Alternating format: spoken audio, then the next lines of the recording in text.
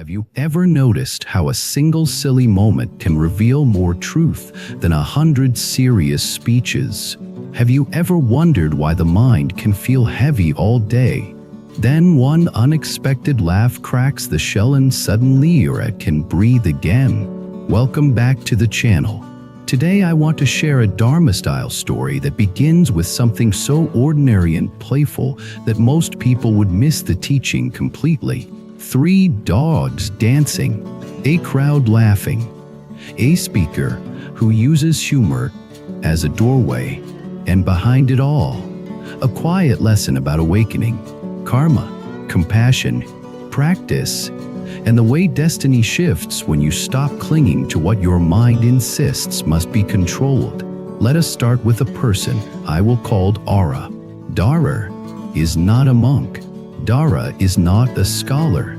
Dara is a regular person who carries regular burdens, family responsibilities, money worries, social pressure, and the constant internal feeling that life is moving faster than the heart can handle. Dara has a habit that many of us have. When stress rises, Dara becomes tight. The shoulders tighten, the jaw tightens, the thoughts tighten. Dara believes tightness is protection, as if bracing hard enough can prevent pain from arriving. But tightness is a kind of suffering that pretends to be strength. One afternoon, Dara hears that a local community gathering is hosting a Dharma talk. The speaker is known for being lively, using everyday stories instead of heavy language, and somehow making people laugh while also making them see themselves. Dara is skeptical. Dara thinks spiritual talks are either too serious or too abstract. Dara only goes because a friend insists and because Dara secretly wants relief more than Dara wants to admit. The gathering is simple. People sit close together.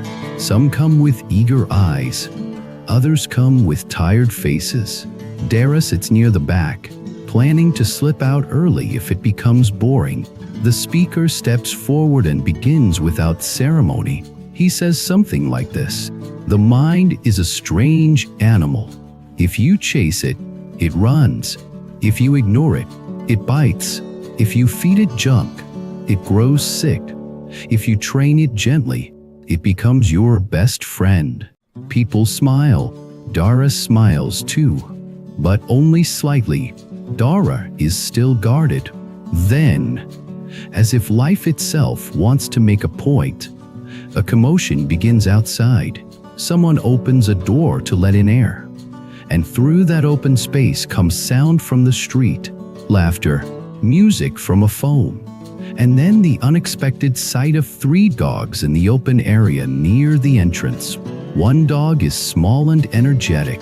One is medium-sized and cautious. One is older and calm. Someone nearby is playing a short rhythm, tapping a plastic bucket in a steady beat. The small dog starts hopping, not gracefully, but with enthusiasm. The medium dog circles and then begins moving its paws in a way that looks like dancing. The older dog does not jump much, but sways its body slowly, like it is agreeing with the music. At first, people think it is random.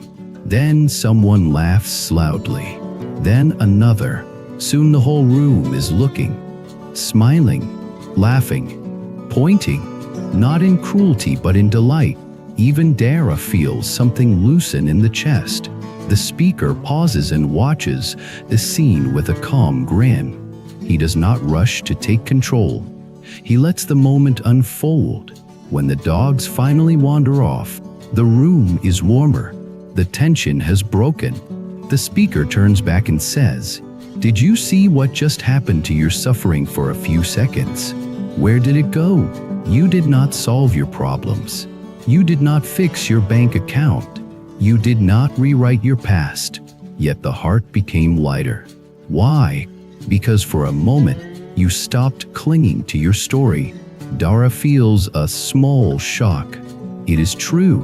For those seconds, Dara forgot to be anxious. Dara forgot to be worried. Dara forgot the inner argument. Dara was simply present. Dara did not realize how rare that is. The speaker continues.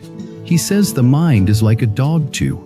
If you let it run wild, it will chase every smell and bark at every shadow.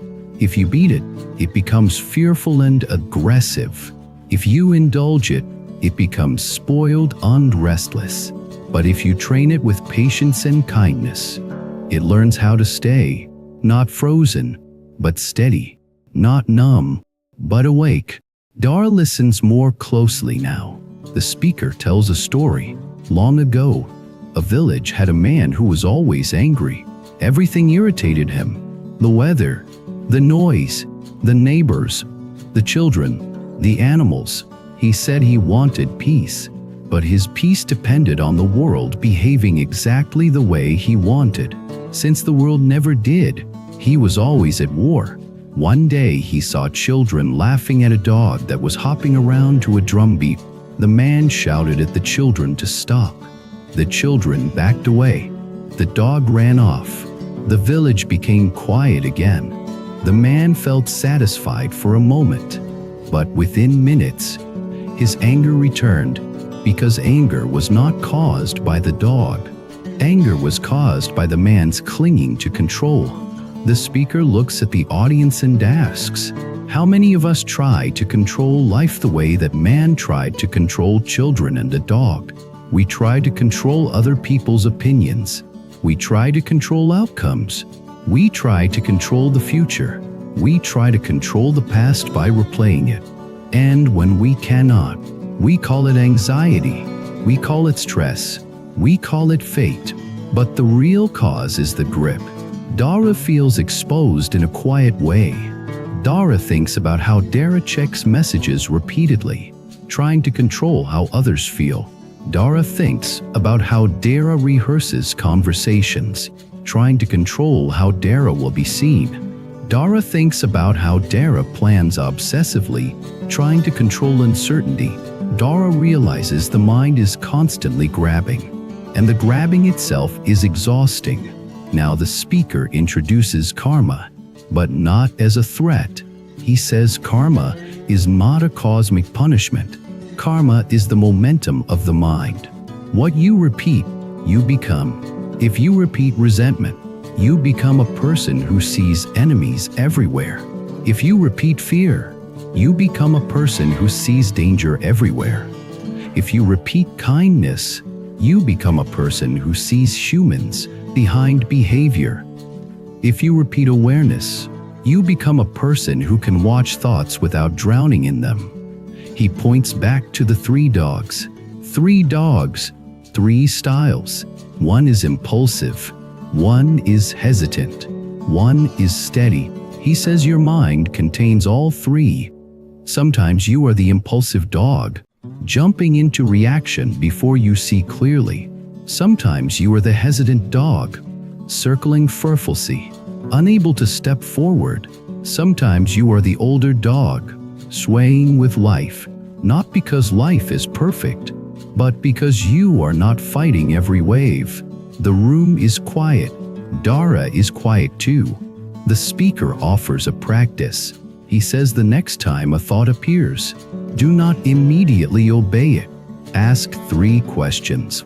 What is the thought? What feeling is it protecting? What am I clinging to? Then return to one breath. One honest breath. Not to escape, but to come back to reality. Dara thinks, that sounds too simple. Then Dara remembers how simple it was when the dogs danced. Dara did not need a complicated philosophy to feel relief. Dara just needed to stop clinging for a moment. The speaker then brings compassion into it. He says, when you see your own mind clearly, you stop judging others so quickly, because you realize most people are dancing dogs too, not in a mocking way, in a human way. People react because they are conditioned. They lash out because they are afraid. They brag because they are insecure. They control because they feel unsafe. When you see this, you can keep boundaries without hatred. That is wisdom with compassion. Dara remembers a recent conflict with a relative. Dara felt offended. Then Dara replied sharply. Then Dara replayed the argument for days. Dara realizes the mind was like the small dog, hopping wildly in reaction. Dara wonders what would happen if next time Dara paused and asked, "What am I clinging to?" Probably the need to be right. Probably the need to be respected. Probably the fear of being dismissed. Dara sees how quickly identity gets involved and how identity creates suffering. The speaker tells another small story. A student once asked, "Why do I keep falling into the same problems?" The teacher replied, "Because you keep bringing the same mind to new situations." Change the mind in the same situation becomes a different lesson. That is destiny changing from the inside. Dara feels something settle. Dara has blamed fate for years. But maybe the deeper pattern is Dara repeating the same inner moves. Tighten, worry, defend, prove, control, collapse, repeat. If karma is momentum, then practice is steering. Even a small steering change can lead to a different destination over time. The talk continues with humor, but the humor is not distraction. It is medicine. The speaker says laughter is not the opposite of spirituality. Sometimes laughter is the moment the ego loosens its grip. The ego wants to be serious all the time because seriousness makes it feel important. But truth does not need to be heavy. Truth can be light and still cut through illusion. Dara leaves the gathering different, not dramatically transformed, but shifted. On the walk home, Dara notices the mind trying to restart its usual worry loop. Tomorrow will be hard. Bills, expectations, messages. Dara pauses and remembers the dogs. Dara smiles slightly and takes one deeper breath. Dara does not force calm. Dara simply refuses to bite the hook for a moment. That night, Dara tries the practice. Dara sits on the bed and listens to the room. Thoughts arrive quickly. You are behind. You should do more. People will judge you. Dara labels them thoughts. Dara feels the body, tight chest, fast heartbeat. Dara labels them sensations. Dara asks, "What am I clinging to?" The answer is immediate. Control, approval, certainty. Dara sees the clinging as emotion, not an identity. Dara breathes. Again, the mind does not become silent, but Dara discovers something important. Even when the mind is noisy, Dara can be larger than the noise. Dara can watch the noise without becoming it. That watching is the beginning of awakening. Over the next week, Dara brings the lesson into small moments. When someone cuts in line, Dara feels anger rise. Then Dara notices the angry dog in the mind, barking at injustice. Dara breathes and chooses not to feed it. When a friend replies late, Dara feels anxiety rise. Then Dara notices the fearful dog in the mind, imagining abandonment. Dara breathes and chooses not to build a whole story. When Dara makes a mistake, Dara feels shame rise. Then Dara notices the harsh dog in the mind, biting Dara from the inside. Dara breathes and offers compassion instead of cruelty. Slowly, Dara becomes a little steadier, not perfect, but steadier. And here is the real teaching hidden in the image of three dogs dancing. Life will keep producing rhythms. Some are joyful, some are painful. The question is not whether the rhythm changes. The question is whether your mind can move with it without breaking. When you cling, you become rigid, and rigid things crack. When you practice non-clinging, you become flexible, and flexible things endure. That is the power of practice. That is the quiet way wisdom shapes destiny. I want to share a reflection that might land for you too. Many people think choosing wisdom means becoming serious and distant, but often wisdom looks like a relaxed face, ice after breath, a pause before reaction, a decision not to escalate, a willingness to laugh at the mind when it takes itself too seriously. The more you can smile at your own mental habits, the less they control you. That smile is not denial. It is freedom. If you have ever felt stuck in your own patterns, remember this story. You do not need to fight your mind like an enemy.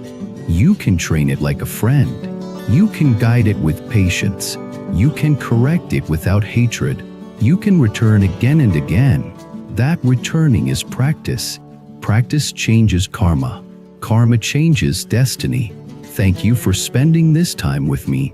If a small, unexpected moment of laughter has ever helped you drop a burden, share your story in the comments. Subscribe, like, and leave a comment to support the channel and keep these teachings alive. Until next time, may your awareness be clear. May your compassion be strong. May your practice be steady. And may you learn to dance with life without clinging.